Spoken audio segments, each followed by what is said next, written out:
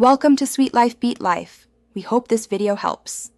You need the device charged and connected to Wi-Fi. This prevents interruptions while resetting. Make sure you know the Google or Apple account tied to the phone because recovery relies on it. Once ready, power off and boot into recovery or device-specific mode. On many phones, hold power plus volume down. If you still have biometric access, disable it now so the reset uses account verification instead of passwords. Start the account linked remote erase if available. This removes the lock and forces reactivation via your account.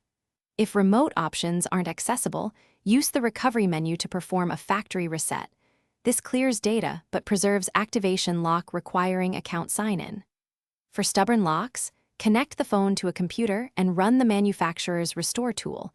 This reinstalls firmware and often resolves corrupted lock states. Make sure to follow prompts and keep the device plugged in. After the reset, sign in with the original Google or Apple ID to pass activation. This proves ownership and re-enables the phone.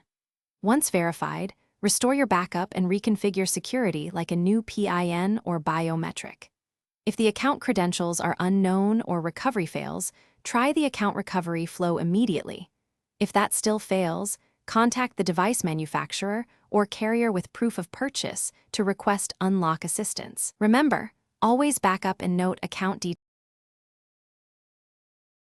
Thanks for watching. Consider subscribing if we helped you.